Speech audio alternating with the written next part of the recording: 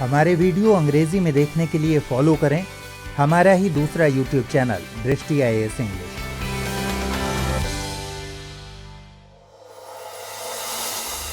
प्रिय व्यूअर्स, दृष्टि IAS के नए प्रोग्राम प्रीलिम्स प्रैक्टिस क्विज में हम UPSC और अलग अलग स्टेट PCS की प्रारंभिक परीक्षाओं में पूछे गए सवालों को विश्लेषण के साथ हल करेंगे। जानकारी के साथ साथ सही उत्तर का चयन करते समय कौन से ट्रिक कारगर साबित होते हैं उन्हें भी सीखेंगे। विकल्पों की छंटनी करना, बुनियादी अवधारणा को समझना, तथ्यों और अतिवादी व विशेष शब्दों पर ध्यान देने का अभ्यास करने की भी कोशिश करेंगे। इस कार्यक्रम के तहत हम हर एपिसोड में 5 सवालों को हल करेंगे। टीम दृष्टि द्वारा हाल ही में लॉन्च की गई प्रीलिम्स प्रैक्टिस सीरीज नामक पुस्तक श्रृंखला को आधार बनाइए। इसमें UPSC समेत विभिन्न प्रारंभिक परीक्षाओं में पूछे गए करीब 8 से 10 हजार प्रश्नों का संकलन, उत्तर व विश्लेषण के साथ तैयार किया गया है। इस सीरीज की कुछ किताबें मार्केट में आ चुकी हैं और कुछ आने वाले समय में आएंगी। तो मुझे उम्मीद है कि आप सबने 2018 के क्वेश्चंस को अपने सामने रख लिया होगा। 2018 में जो सवाल पूछे गए थे उन्हें अपने सामने रखिए ताकि इस सेशन में आपको सवाल और उनके जवाब अच्छे से समझ में आए। प्रीवियस प्रैक्टिस क्विज सेशन 19 में आपका स्वागत है। शुरुआत करते हैं पहले सवाल से। भारत में विकसित आनुवांशिकतः रूपांतरित सरसों यानी जेनेटिकली मॉडिफाइड सरसों GM सरसों के संदर्भ में निम्नलिखित कथनों पर विचार कीजिए। पहला, GM सरसों में मृदा जीवाणु के जीन होते हैं जो पादप को अनेक किस्मों के पीड़कों के विरुद्ध पीड़क प्रतिरोध का गुण देते हैं। दूसरा, GM सरसों में वे जीन होते हैं जो पादप में परपरागण और संकरण को सुकर बनाते हैं। तीसरा, GM सरसों का विकास IARI और पंजाब कृषि विश्वविद्यालय द्वारा संयुक्त रूप से किया गया है। उपर्युक्त कथनों में से कौन सा या कौन से सही हैं या हैं? ऑप्शंस है केवल 1 और 3, केवल 2 और 3, 1, 2 और 3।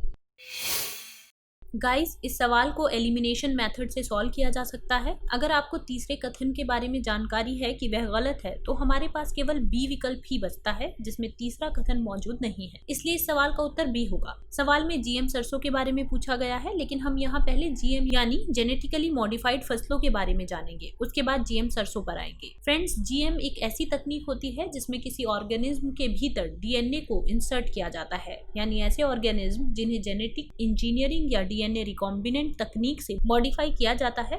एक नया GM पौधा तैयार करने के लिए पौधे की सेल्स में नए DNA को ट्रांसफर किया जाता है।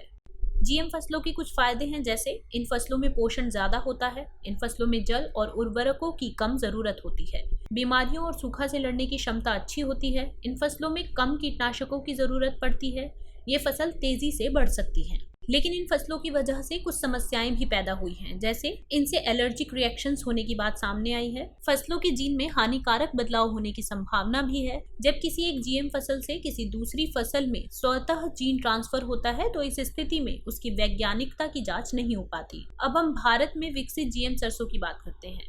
बता दें कि भारत में GM सरसों को दिल्ली यूनिवर्सिटी के centre for genetic manipulation of crop plants ने विकसित किया है, ना कि IARI और पंजाब कृषि विश्वविद्यालय ने, इसलिए तीसरा कथन यहाँ गलत हो जाता है। 2017 में GM सरसों की वाणिज्यिक खेती को मंजूरी दी गई। फ्रेंड्स, देश में आनुवांशिक यानी जेनेटिकली मॉडिफाइड किसी भी ऑर्गेनिज्म के उपयोग की अनुमति जेनेटिक इंजीनियरिंग अप्रेजल कमेटी ही देती है। GEAC पर्यावरण, वन एवं जलवायु परिवर्तन मंत्रालय के अंतर्गत काम करती है। अब इस सवाल के पहले कथन पर आते हैं। यहाँ पूछा गया है कि क्या GM सरसों में पीड़क प्रतिरोधकता पैदा हो जाती है, यानी किसी भी तरह के कीट से लड़ने की क्षमता GM सरसों में होगी। इसका मतलब यह है कि इसके लिए पेस्टिसाइड यानी पीड़कनाशी की जरूरत नहीं होती। लेकिन फ्रेंड्स, ऐसा नहीं है। इन फसलों में पेस्टिसाइड की जरूरत होती है, इसलिए यहाँ पहला कथन गलत है। GM सरसों में ऐसे जीन होते हैं जिनसे पौधों में परपरागण और संकरण आसानी से हो सकता है, इसलिए दूसरा कथन सही है। दोस्तों, परपरागण यानी क्रॉस पॉलिनेशन ऐसा प्रोसेस है जिसमें किसी एक पौधे का पराग किसी दूसरे पौधे के ओम यानी अंडाणु को फर्टिलाइज करता है। इस तरह इस प्रश्न का सही उत्तर है ऑप्शन B, केवल दूसरा कथन सही है। क्वेश्चन नंबर 2, निम्नलिखित युग्मों पर विचार कीजिए। एक तरफ है कभी कभी समाचारों में आने वाले शब्द और दूसरी तरफ है संदर्भ या विषय। पहला बेल सेकंड प्रयोग, दूसरी ओर है कृत्रिम बुद्धि, ब्लॉकचेन प्रौद्योगिकी, डिजिटल क्रिप्टो मुद्रा, क्रिस्पर कैस9, कण भौतिकी। उपयुक्त युग्मों में से कौन सा या कौन से सही सुमेलित हैं या हैं? ऑप्शंस हैं केवल 1 और 3, केवल 2 और 3, 1, 2 और 3। गाइस, जैसा कि आपको पहले भी बताया गया है कि एग्जाम के समय ऐसी सभी तकनीकों के बारे में अच्छे से जानकारी ले लें जो सुर्खियों में बनी रहती है। बहरहाल, इस सवाल को सॉल्व करने की बात करें तो इसे भी हम एलिमिनेशन मेथड से सॉल्व कर सकते हैं। अगर आपको तीसरे जोड़े के बारे में जानकारी है कि वह गलत है तो हमारे पास केवल बी विकल्प ही बचता है जिसमें तीसरा जोड़ा मौजूद नहीं है, इसलिए इस सवाल का उत्तर बी होगा। यह क्वेश्चन फैक्ट बेस है। हम एक एक कर टर्म को देख लेते हैं। बता दें कि तीनों ही टर्म्स 2017 से 2018 के बीच काफी चर्चा में रहे। बेल 2 प्रयोग कण भौतिकी से जुड़ा प्रयोग है जिसमें बी म्यूजन्स यानी मध्याणु की विशेषताओं का अध्ययन किया जा रहा है। यह बेल प्रयोग के आगे की प्रोसेस है। यह प्रयोग जापान में चल रहा है। सो गाइस, बेल 2 प्रयोग कण भौतिकी से रिलेटेड है, ना कि कृत्रिम बुद्धि यानी आर्टिफिशियल इंटेलिजेंस से, इसलिए पहली जोड़ी गलत है।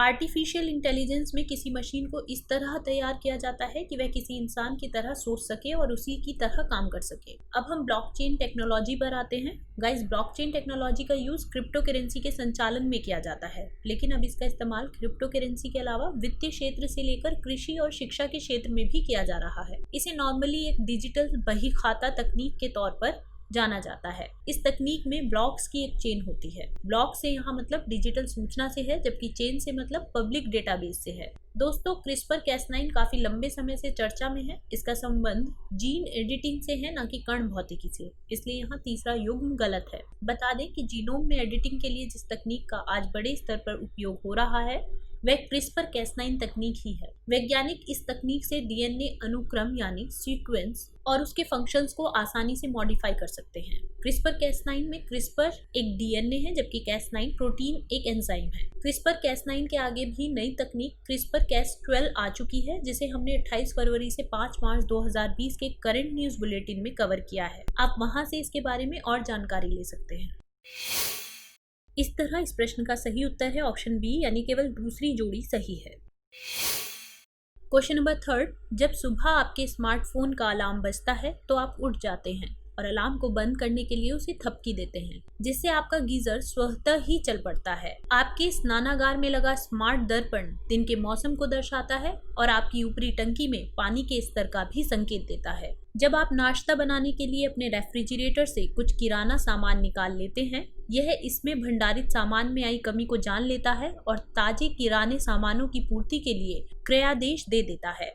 जब आप घर से बाहर कदम रखते हैं और दरवाजे पर ताला लगाते हैं, तब सभी बत्तियां, पंखे, गीजर और एसी मशीनें स्वतः बंद हो जाती हैं। आपके कार्यालय के रास्ते पर आपकी कार आगे आने वाले यातायात की भीड़ के बारे में आपको चेतावनी देती है और वैकल्पिक रास्ते का सुझाव देती है, और यदि आपको किसी बैठक के लिए देर हो रही है तो यह उसके अनुसार आपके कार्यालय में संदेश भेज देती है। इन आविर्भूत होती हुई संचार प्रौद्योगिकियों के संदर्भ में उपयुक्त परिदृश्य के लिए निम्नलिखित में से कौन सा पद सबसे उपयुक्त रूप से लागू होता है? ऑप्शंस हैं border gateway protocol, internet of things, internet protocol, virtual private network.